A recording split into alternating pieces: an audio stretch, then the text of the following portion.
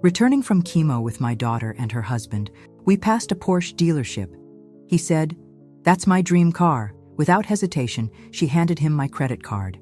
"Use Mom's card. She has $500K saved and won't live long enough to spend it anyway." 3 days later, they were both in jail, and I was in a Porsche.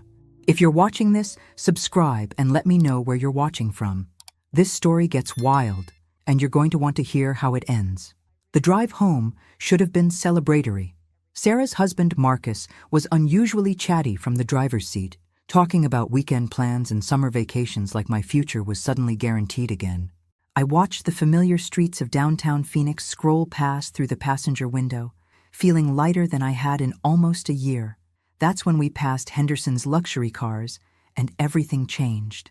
"Stop the car," Marcus said suddenly, his voice thick with want.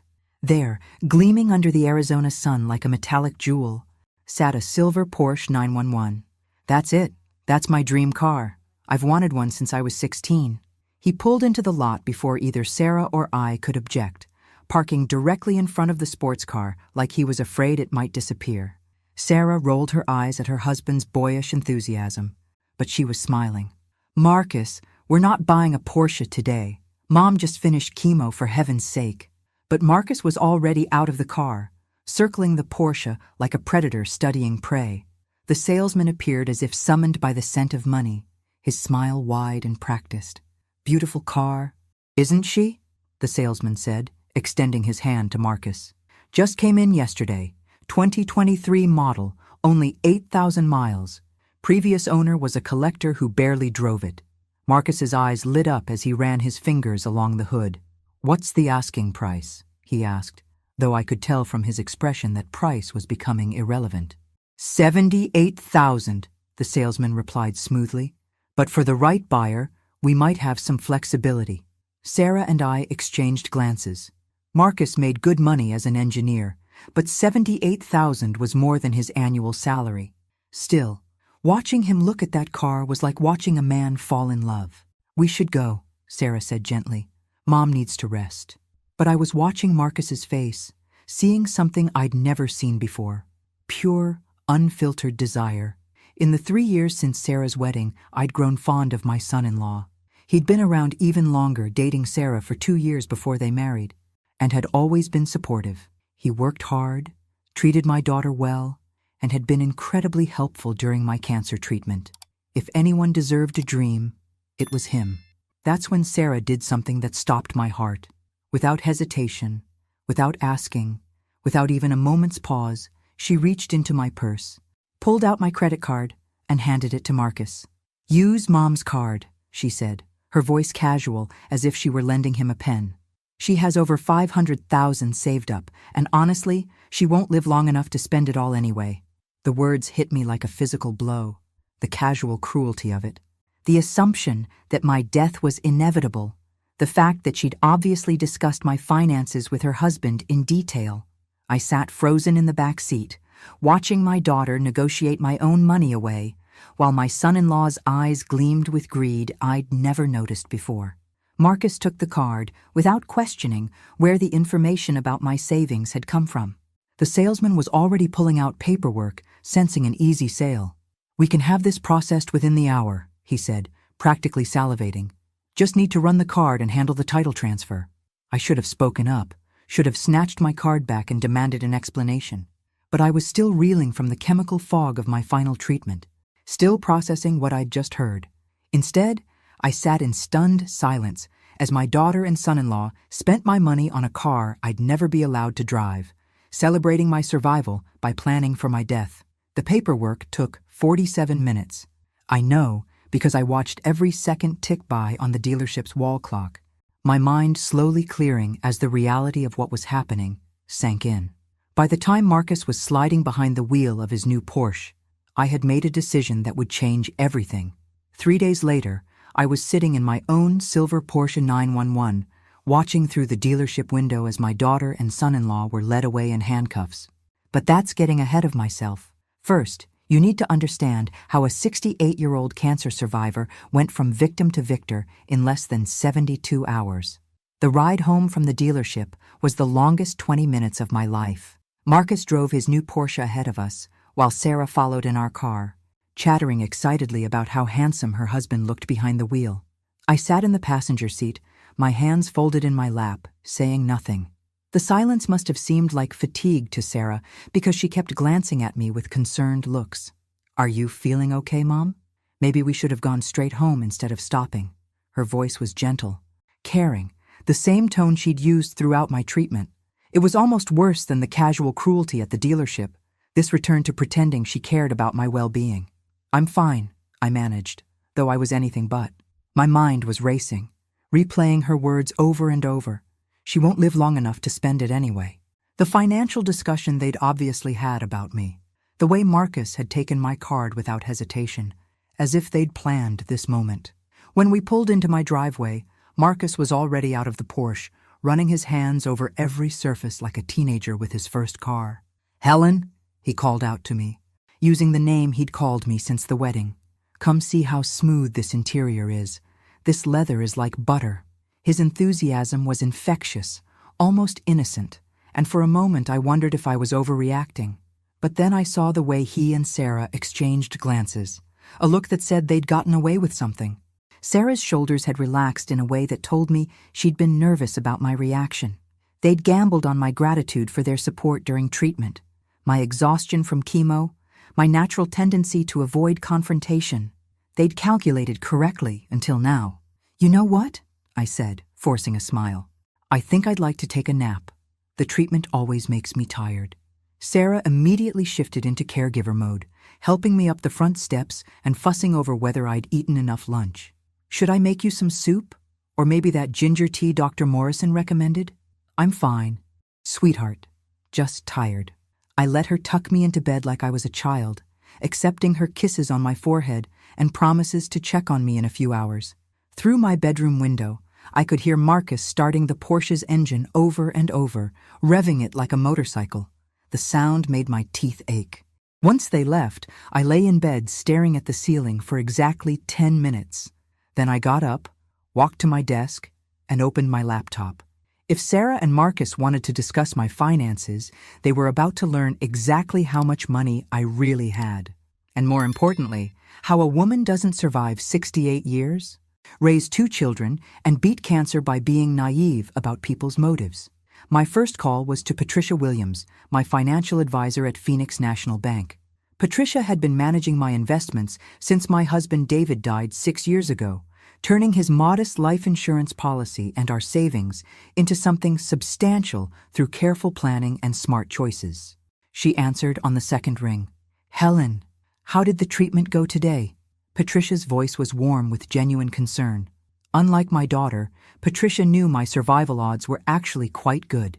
Stage 2 breast cancer with an excellent prognosis, especially given my overall health and the aggressive treatment protocol. "Treatment went fine, Patricia, but I need to discuss something urgent about my accounts." I explained what had happened at the dealership, watching Patricia's silence stretch longer with each detail. When I finished, she let out a low whistle. "Helen, I have to ask, did you authorize this purchase?" Her professional training was kicking in, and I could practically hear her taking notes. "Absolutely not. And I need to know exactly how much they charged to my card. Plus, I want to understand all my options." Patricia put me on hold while she accessed my accounts. When she came back, her voice was grim. The charge was processed for $78,000 plus taxes and fees. "Total damage is $84,247. She paused. "Helen, this is a significant amount. If you didn't authorize it—" "I want to report it as fraud," I said clearly. "And I want to understand exactly what that means for Sarah and Marcus."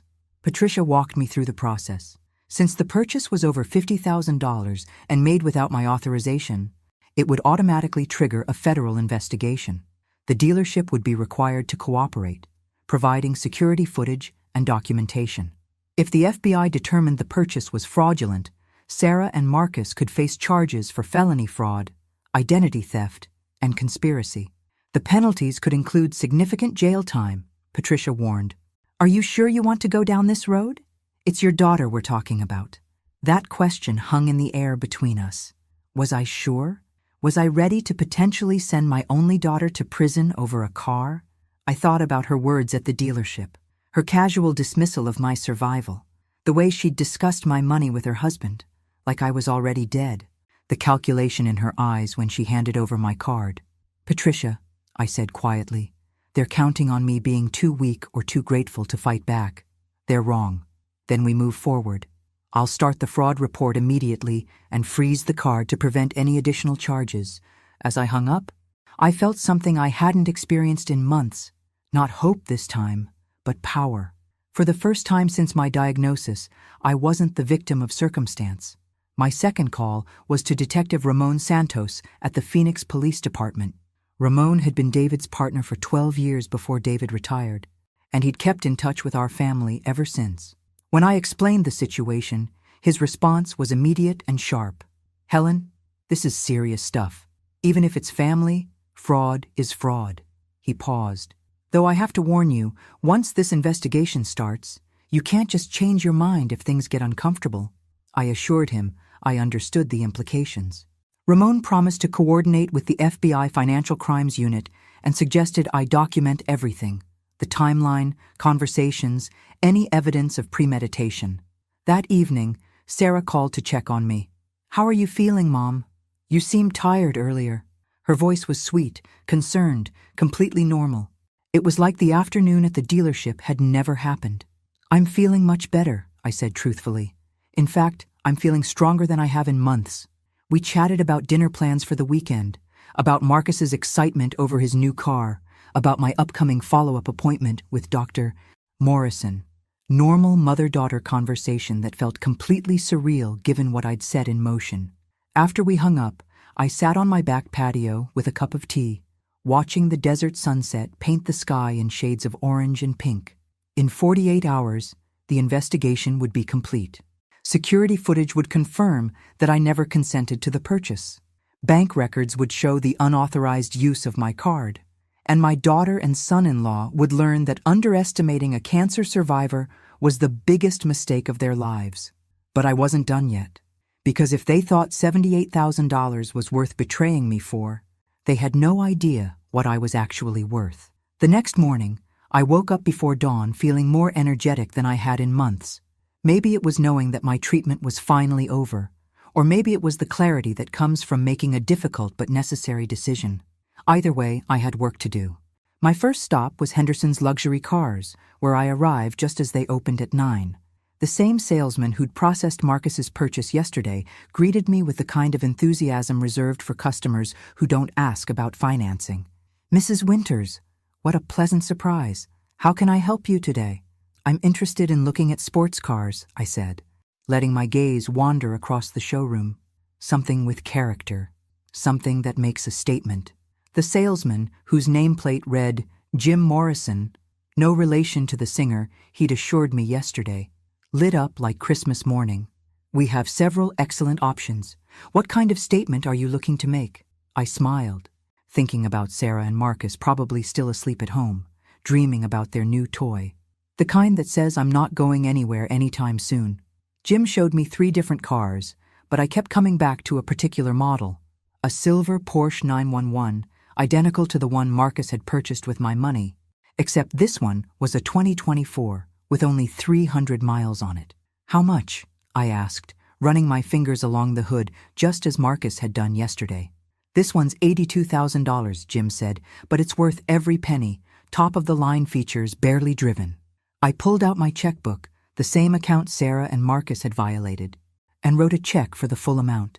Jim's eyes widened as he processed the cash sale. "Mrs. Winters, I have to say, it's unusual to see someone pay cash for a vehicle like this." I handed him the check with a smile. "At my age, you learn not to put off the things that make you happy." An hour later, I was driving my new Porsche home, the desert wind whipping through my hair as I took the long way through Scottsdale. The car handled like a dream, responsive and powerful in a way that made me feel 20 years younger. When I pulled into my driveway, I noticed Sarah's car was already there. She was sitting on my front porch, her face etched with worry. "Mom? Where were you? I've been calling for an hour." She stood up as I got out of the Porsche, her eyes widening as she took in the car, my wind-blown hair, the unmistakable glow of someone who just spent a lot of money. I went shopping, I said simply. I decided if Marcus could have a new car, so could I. Sarah's mouth opened and closed several times, like a fish out of water. Mom, you bought a Porsche? Her voice was barely above a whisper. I did. Do you like it? I asked, patting the hood affectionately. It's exactly like Marcus's, except newer. Sarah looked like she might faint. Mom, how much did this cost? The concern in her voice wasn't maternal anymore. It was financial panic. $82,000, I said cheerfully. But don't worry. According to you, I have plenty of money, and I won't live long enough to spend it anyway. Sarah's face went white. Mom, I didn't mean yesterday. I was just what? Just assuming I was too weak to notice? Too grateful for your help to question your decisions? I unlocked my front door and walked inside, leaving Sarah to follow. We need to talk. In my living room, Sarah perched on the edge of the sofa like she was ready to flee. Mom, about yesterday, I think there was a misunderstanding. I settled into my favorite chair, the one David had bought me for my 60th birthday, and studied my daughter's face. What kind of misunderstanding, sweetheart? Well, when I gave Marcus your card, we've been talking about how grateful we are for everything you've done for us during your treatment. And Marcus has been working so hard, and he's been so worried about you.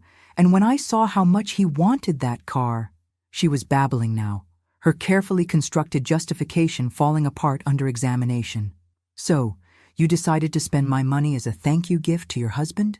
I kept my voice level, curious rather than accusatory. Without asking me first? Sarah's eyes filled with tears. I knew you'd say yes if I asked. You always do. You're so generous, Mom. Sometimes too generous for your own good. That phrase, too generous for your own good, hit me like a revelation. How many times had I heard it over the years? From Sarah when I donated to charity. From Marcus when I helped their friends with moving expenses. From neighbors when I paid for Girl Scout cookies I didn't want. I'd always taken it as a compliment, but now I heard it differently. It was an accusation, a character flaw they'd been discussing behind my back. And the comment about me not living long enough to spend my money? I asked quietly. Sarah's face crumpled. Mom, the doctor said the prognosis was good, but cancer it's unpredictable. Marcus and I have been talking about what would happen if the treatment didn't work. We want to make sure you enjoy life while you can. By spending my money on things I'll never use? Sarah wiped her eyes with the back of her hand. By making sure the people we love get to experience happiness. The car makes Marcus so happy, Mom. You should see how he lights up when he talks about it. I stood up and walked to the window, looking out at my new Porsche gleaming in the afternoon sun. And my happiness? My right to make my own financial decisions? How do those factor into your calculations? The silence stretched between us. Finally, Sarah spoke, her voice small and defeated. We messed up. I see that now. But Mom, we can fix this. Marcus can return the car, and we can pretend yesterday never happened. I turned back to face her, seeing her clearly for perhaps the first time in years. My beautiful, capable daughter, who'd somehow learned to see her mother as a resource to be managed rather than a person to be respected. Sarah, some things can't be pre-taken back. Some trust, once broken, can't be repaired. What are you saying? The panic was creeping back into her voice. I walked over and sat beside her on the sofa, taking her hands in mine. I'm saying that yesterday, when you handed Marcus my credit card, you made a choice. You chose to see me as someone whose money matters more than whose consent matters. And today, I'm making a choice too. Sarah's phone rang, interrupting the moment. She glanced at the screen and her face went pale. It's Marcus. Mom, please, whatever you're planning. I squeezed her hands gently. Answer it, sweetheart. But remember, some conversations can't be unheard, just like some actions can't be undone. As Sarah lifted the phone to her ear, I could hear Marcus's voice even from across the room, high-pitched with panic and unmistakably frightened. The investigation was moving faster than I'd expected. In a few hours, they'd both understand exactly how expensive their gratitude had really been. Sarah's face went from pale to ashen as she listened to Marcus on the phone.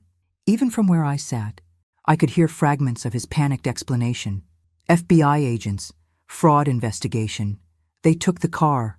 When she hung up, her hands were shaking. Mom, what did you do? Her voice was barely a whisper. I stood up and walked to my kitchen, needing something to do with my hands. Making tea had always calmed me, and right now I needed all the calm I could get. I reported the unauthorized use of my credit card, I said, filling the kettle with water. It's what any responsible person does when someone steals from them. Sarah followed me into the kitchen, her movements jerky with fear. Steals? Mom, I'm your daughter. We're family. Family doesn't steal, Sarah. I kept my back to her, focusing on the ritual of preparing tea.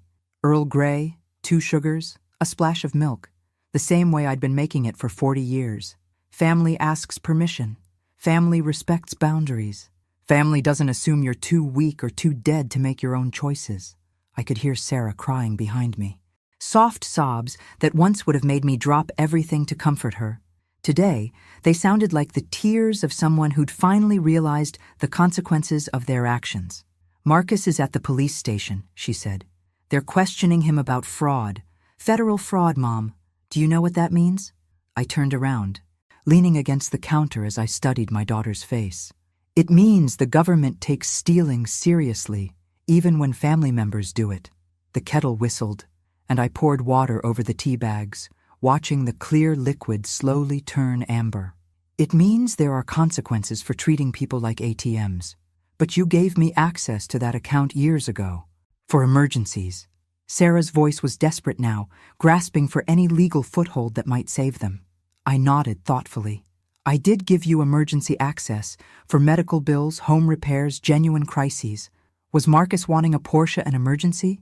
Sarah's silence was answer enough when I'd given her access to my accounts. It was after David's death, when I was overwhelmed with grief and grateful for her help managing my affairs. I'd never imagined she'd use that access to fund her husband's wish list. Mom, please, Sarah said, her voice breaking. You can stop this. You can tell them it was a misunderstanding, that you gave permission after all. I poured the tea into 2 cups, adding sugar and milk to both. Even in the middle of a family crisis, some habits died hard. Drink your tea, I said, handing her a cup. We need to talk about some things you don't know. Sarah wrapped her hands around the warm cup like it was an anchor. What things? I settled across from her at my kitchen table, the same table where we'd had countless conversations over the years. Homework help, boy troubles, college plans, wedding arrangements. Never anything like this. Did you know that when your father died, he left me more than just the life insurance policy? Sarah looked confused. What do you mean? The insurance was $100,000, and you had your savings. I smiled, remembering David's quiet pride in his financial planning. Your father was much more careful with money than anyone knew. He had investments, pension benefits, real estate holdings that he never talked about. He was old-fashioned that way, thought money talk was ungentlemanly. Sarah's cup clinked against her saucer as she set it down with unsteady hands. How much more? The question came out in a whisper. Enough that the $84,000 you and Marcus spent yesterday represents about 2% of my total assets, I said calmly. I'm not poor, Sarah. I'm not desperate, and I'm not dying anytime soon. The color drained from Sarah's face completely. 2%? I nodded. Dr. Morrison gave me a 93% 5-year survival rate. My oncologist expects me to live another 20 to 25 years. Plenty of time to spend my money on things I actually want. Sarah stared at me like I was a stranger. But you live so modestly. You drive that old Honda, you shop at discount stores. You never. I learned from your father that living below your means is how you stay comfortable. Just because I have money doesn't mean I need to flaunt it. I sipped my tea, letting that sink in. Unlike some people who think a windfall is permission to buy toys. My phone rang, interrupting the tension. Detective Santos's number flashed on the screen. Excuse me, I said to Sarah, answering the call. Helen, we've got Marcus here for questioning, Ramon said without preamble. The federal agents want to know if you're willing to come in and give a formal statement. Of course, I replied, watching Sarah's face crumble as she realized the investigation was real and moving forward. Should I come now? That would be helpful. And Helen?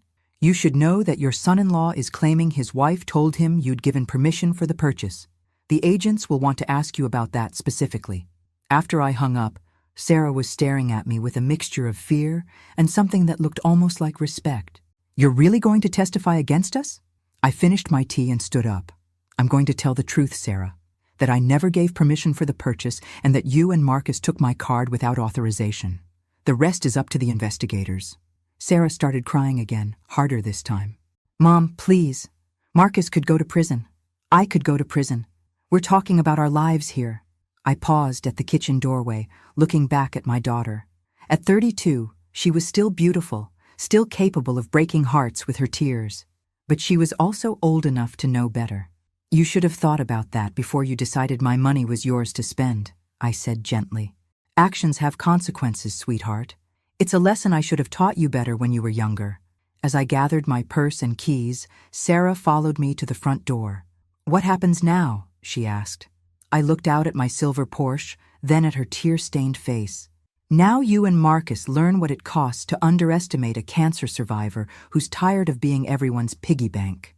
The drive to the police station was surprisingly peaceful. For the first time in months, I felt like I was exactly where I needed to be, doing exactly what needed to be done. Sarah and Marcus had made their choice at that dealership. Now, I was making mine. But first, I had one more stop to make. There was still something they didn't know about their perfect crime, and it was going to change everything. The Phoenix Federal Building was more intimidating than I'd expected, all glass and steel reaching toward the desert sky like a monument to justice. Detective Santos met me in the lobby, his familiar face a comfort in the sterile government environment. "Helen, I have to say, you look remarkably calm for someone about to put her own daughter in federal custody," he said as we waited for the elevator. I adjusted my purse strap, feeling the weight of the documents I'd brought. Maybe that's because I know something they don't. The FBI agents, Sarah Richardson and Michael Chen, were professional but intense. Agent Richardson, a woman about Sarah's age with steel-gray eyes, led the questioning while Agent Chen took notes. "Mrs. Winters, can you walk us through exactly what happened at Henderson's luxury cars yesterday?" I recounted the events in detail. The stop at the dealership, Marcus's enthusiasm for the Porsche, Sarah's casual announcement about my finances, and her unauthorized use of my credit card. Agent Richardson's expression remained neutral, but I caught Agent Chen exchanging a look with Detective Santos when I mentioned the $500,000. "Did you at any point give verbal permission for this purchase?" Agent Richardson asked. "No, I was in shock.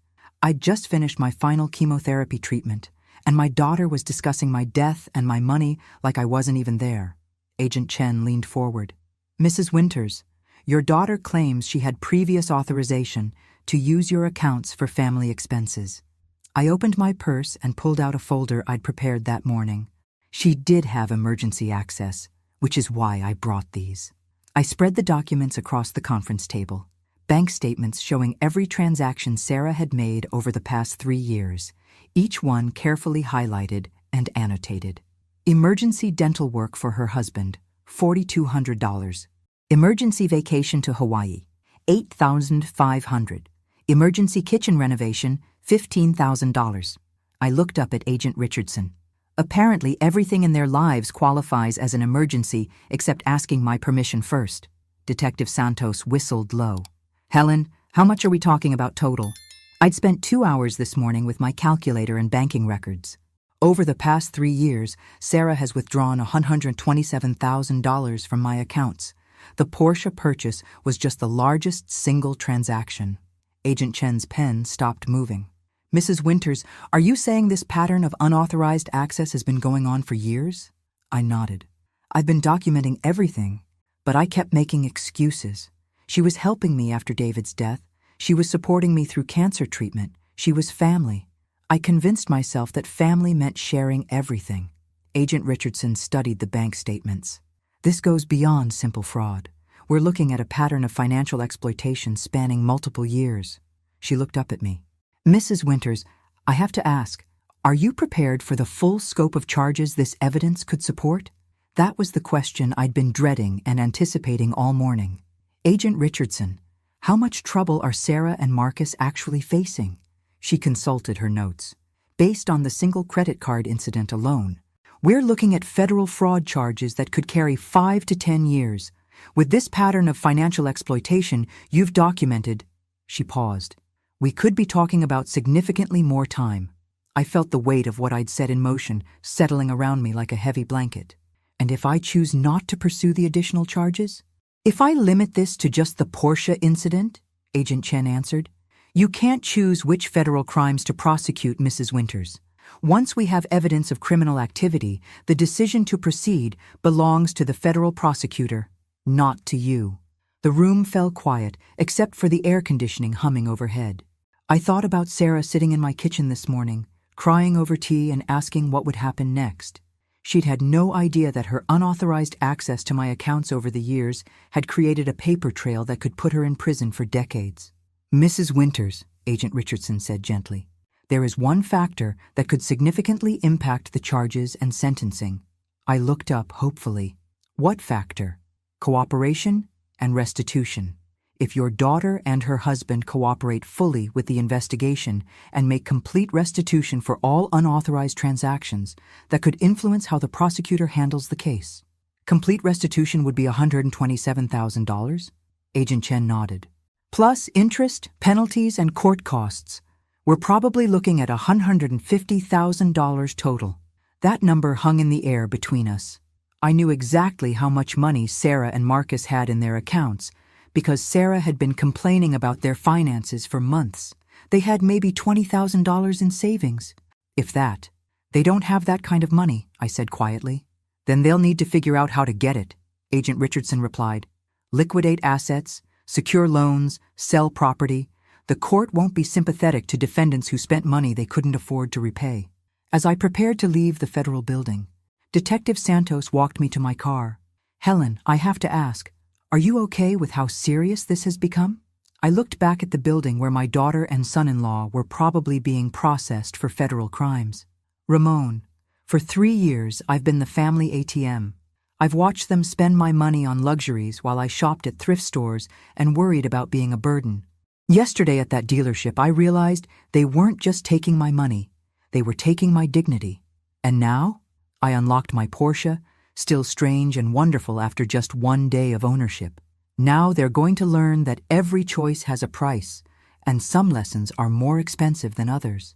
As I drove home, I thought about the phone call I'd need to make. Sarah and Marcus would be released on their own recognizance within a few hours, and they'd need someone to explain exactly how deep the hole they'd dug really was. They thought they'd been cleverly managing my finances for years. Instead, they'd been documenting their own crimes one transaction at a time. The irony was almost beautiful. In trying to spend my money before I died, they'd created the evidence that might cost them decades of their own lives. But I wasn't done with them yet.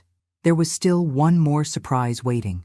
One final lesson about what happens when you underestimate a woman who spent 68 years learning how to survive. Sarah and Marcus were waiting on my front porch when I got home from the federal building, both of them looking like they'd aged 10 years in 10 hours.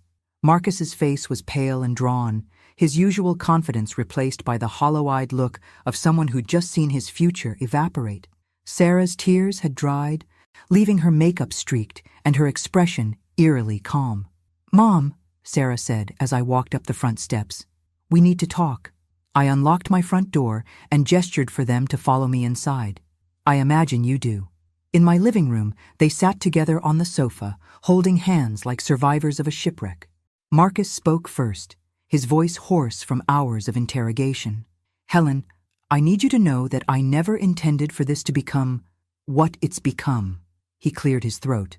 "When Sarah gave me your card yesterday, I honestly thought you'd given permission."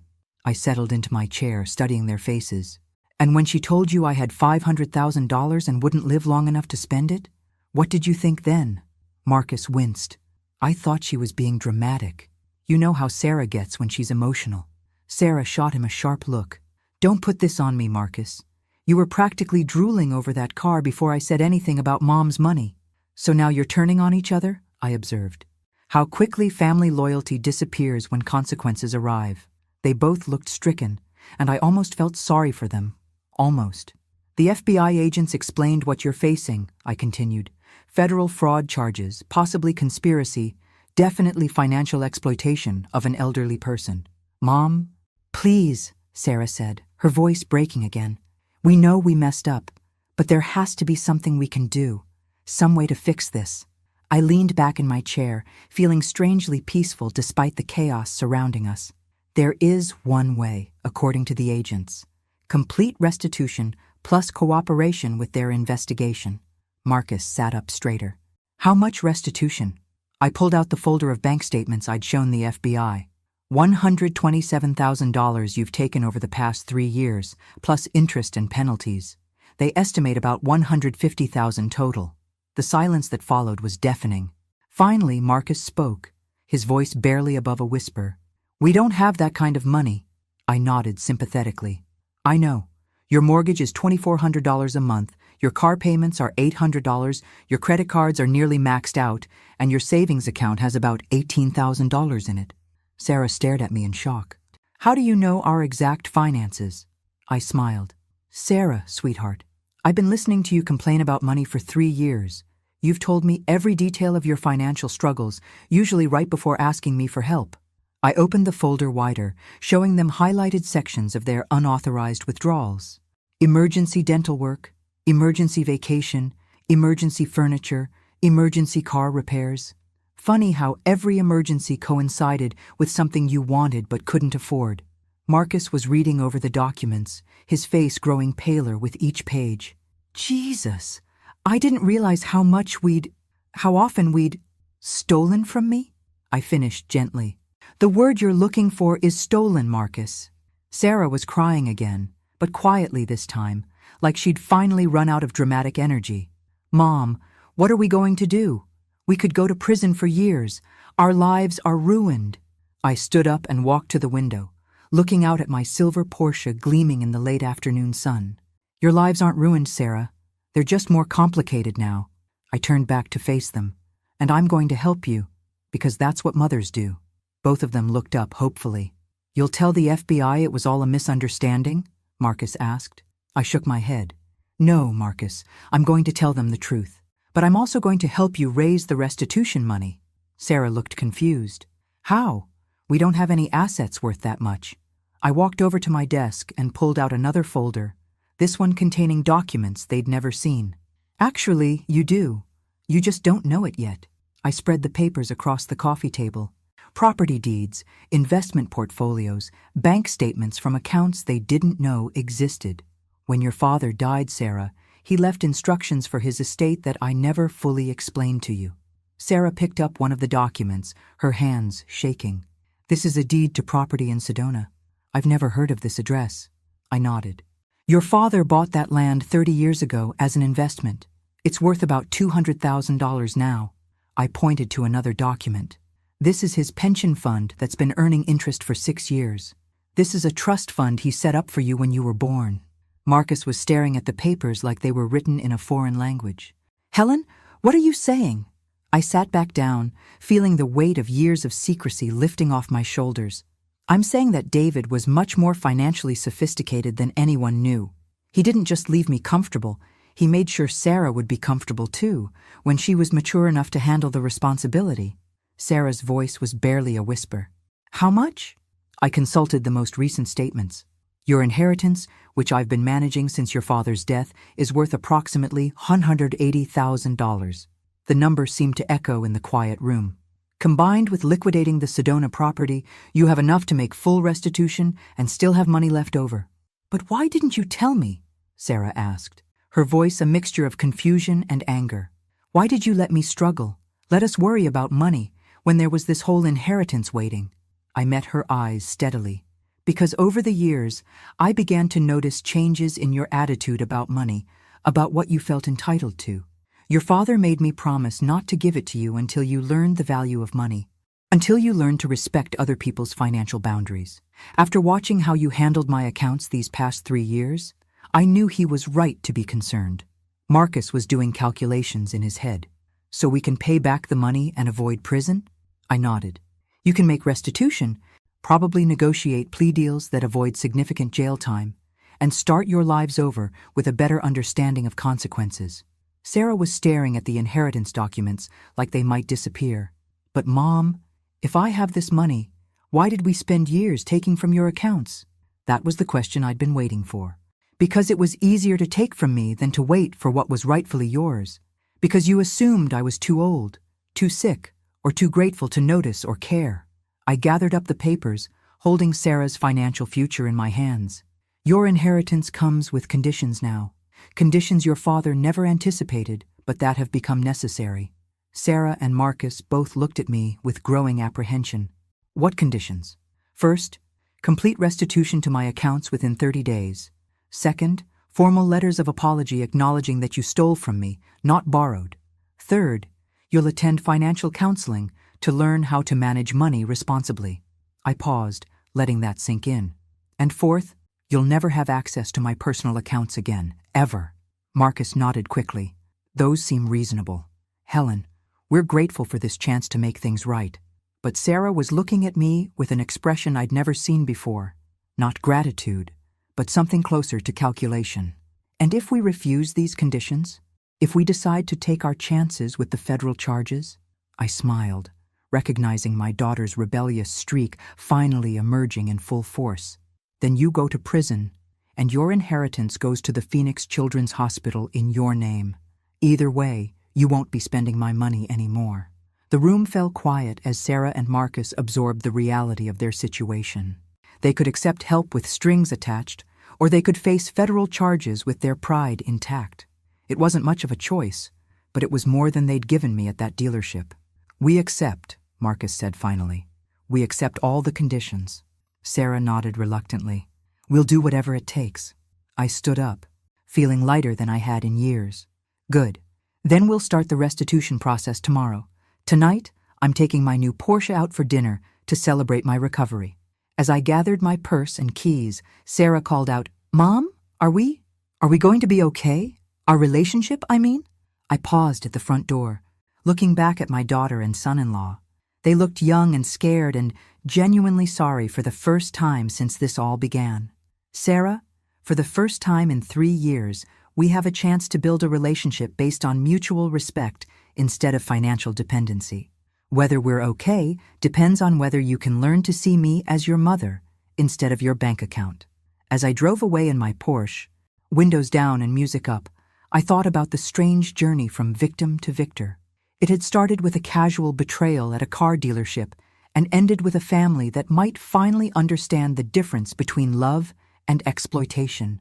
Sarah and Marcus had learned that stealing from family wasn't consequence-free, and I'd learned that sometimes the people who love you most are the ones who respect you least. But most importantly, I'd learned that cancer might have tried to kill me, but I was far too stubborn to die before I'd finished teaching the people I loved how to treat me properly. The desert sunset painted the sky in brilliant oranges and purples as I drove toward my favorite restaurant. A cancer survivor in a silver Porsche, finally free to spend my own money on my own happiness.